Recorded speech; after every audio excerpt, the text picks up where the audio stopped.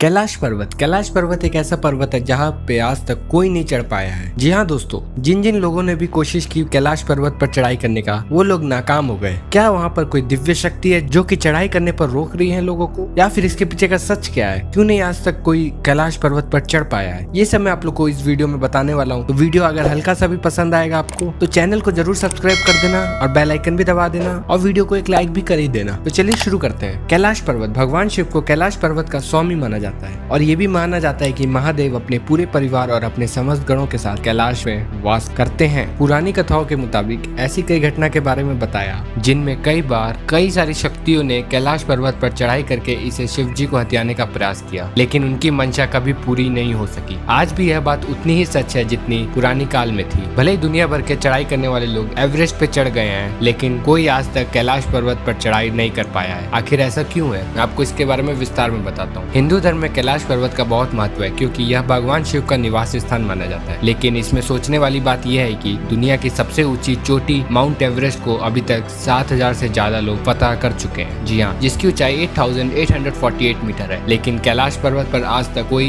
नहीं चढ़ पाया, जबकि इसकी ऊंचाई एवरेस्ट से लगभग 2,000 मीटर कम यानी कि 6,638 मीटर है। यह अब तक रहस्य ही बना हुआ है। कैलाश पर्वत के बारे में अक्सर ऐसी बातें सुनने में आती है कि कई पर्वतारोहियों ने इस पर चढ़ने की कोशिश की, लेकिन इस पर्वत पर रहना असंभव था क्योंकि वहाँ शरीर के बाल और नाखून तेजी से बढ़ने लगते हैं। इसके अलावा कैलाश पर्वत बहुत ही ज्यादा रेडियो एक्टिव भी है। कैलाश पर्वत पर कभी किसी के नहीं चढ़ पाने के पीछे कई कहानियां प्रचलित है। कुछ लोगों का मानना है कि कैलाश पर्वत पर शिव जी निवास करते हैं और इसीलिए कोई जीवित इंसान वहां ऊपर नहीं पहुंच सकता। मरने के बाद या वह जिसने कभी कोई पाप न किया हो, केवल वही कैलाश फतह कर सकता है। और ऐसा भी माना जाता है कि कैलाश पर्वत पर थोड़ा सा ऊपर चढ़ते ही व्यक्ति दिशाहीन हो जाता है, क्योंकि बिना दिशा के चढ़ाई करना मतलब मौत को दावत देना है। इसीलिए कोई भी इंसान आज तक कैलाश पर्वत पर नहीं चढ़ पाया। और मैं बता दूं, सन 1999 में रूस के वैज्ञानिकों की टीम 1 महीने तक कैलाश पर्वत के नीचे रही और इसके आकार के बारे में शोध करती रही। वैज्ञानिकों ने कहा कि इस पहाड़ की तिकोने आकार की चोटी प्राकृतिक नहीं है, बल्कि एक पिरामिड है जो बर्फ से ढकी रहती है। पर्वत कैलाश को शिव पिरामिड के नाम से भी जाना जाता है। जो भी इस पहाड़ को चढ़ने निकला है